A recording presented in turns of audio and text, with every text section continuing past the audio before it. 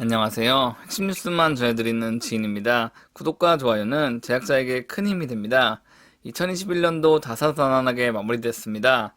아이러니하게도 조선업 슈퍼사이클은 찾아오는 듯 하더니 갑자기 조선사들의 실적 악화가 발생했고, 반도체 슈퍼사이클이 온다고 한창 그러더니 3분기에는 침체된 모습을 보여줬습니다. 오히려 하반기 돼서야 반도체 주가가 급격하게 상승하고 있기 때문에 지금이야말로 반도체 관련 주식을 봐야 할 때라고 생각합니다. 그리고 여러 주식을 선택할 때 항상 리스크를 따져봐야 합니다.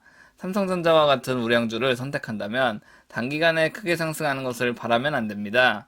오히려 꾸준히 모아가고 안전자산을 얼마만큼 확보할 것인지를 고려해 투자를 해야 합니다. 시총 1조 규모 정도의 기업을 매수한다면 상당한 리스크와 산업 이해가 필수로 동반돼야 합니다. 그래야 그나마 안전하고 효율적인 투자를 할 수 있기 때문입니다. 오늘 소개해드릴 기업은 SFA 반도체입니다. 그럼 시작하겠습니다. 일단 SFA 반도체를 파악하기 전에 반도체 전체 산업을 바라볼 필요가 있습니다. 반도체 업계에서 가장 많이 알려진 업체로는 삼성전자, SK하이닉스, 인텔 등이 있습니다. 이 같은 기업들은 기획부터 생산 테스트까지 일괄 공정 체계를 구축해 직접 수행하는 기업입니다. 다만 대부분의 생산과 테스트를 자체적으로 한다고 할지라도 삼성전자 같은 경우는 후공정 관련 업무를 외부 업체에 맡기는 경우가 많습니다. 또는 외부 업체의 기기를 구입해 공정을 운용하든지 합니다. SF 반도체는 이 후공정 분야 사업을 하고 있는 기업입니다. 즉 삼성전자는 특히 후공정 분야가 취약하기 때문에 SFA 반도체와 같은 후공정 기업과 꾸준히 접촉해야 합니다.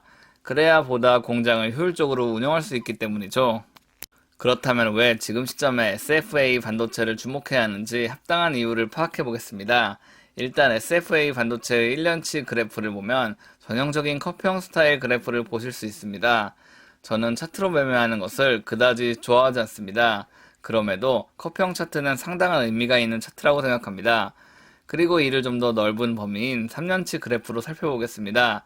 단기적으로 보면 커피형 차트지만 긴 관점에서 보면 SFA 반도체는 꾸준히 상승하고 있습니다. 즉 4차 산업혁명이 가속화되고 반도체에 대한 수요가 꺾이지 않는 이상 꾸준히 상승하는 기업이라고 볼 수 있죠. SFA 반도체의 후공정 패키징 제품은 결국 D램을 기반으로 합니다. 그리고 이 분야에서 활약하고 있는 기업은 SFA 반도체를 포함해 하나마이크론, 시그네틱스, 원팩 등이 있습니다. 이 같은 경쟁자들 사이에서 SFA 반도체는 현재 1위 자리를 유지하고 있습니다. 이뿐 아니라 가격 경쟁력을 확보하기 위해 필리핀과 중국의 생산, 테스트 거점을 마련했습니다. 어떤 분야든 기술이 가장 중요한 것은 틀림없으나 규모의 경제 효과를 이끌어내지 못한다면 결코 그 기업은 성장할 수 없습니다. SFA 반도체 또한 이 같은 사실을 확실히 인지하고 있기 때문에 해외 거점을 확대하고 있으며 보다 다변화된 반도체 역량과 다변화된 거점 확보로 규모의 경제 역량을 강화하고 있습니다. 마지막으로 가장 중요한 D램 공급업체의 재고 추이를 살펴보겠습니다. 보시면 올해 3분기 재고 수준이 상당히 줄어들었습니다. 이는 지금이 삼성전자, SK하이닉스 등이 D램 생산을 증가시킬 시기라고 볼 수 있으며 이에 따라 SFA 반도체의 후공정 제품들이 더욱 잘 팔릴 것이라는 것을 대변합니다.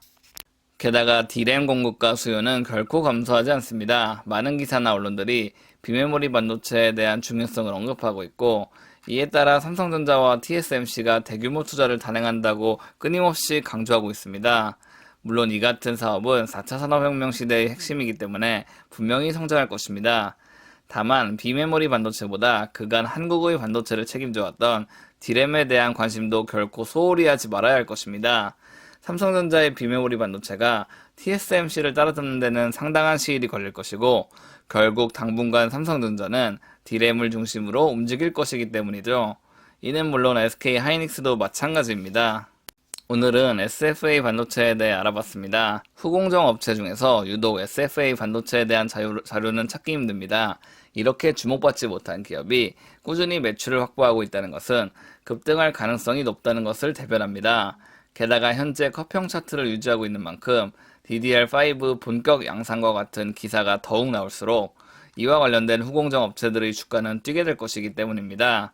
따라서 하나마이크론에도 꾸준한 관심을 두는 것이 중요하다고 생각합니다. 제가 준비한 소식은 여기까지입니다.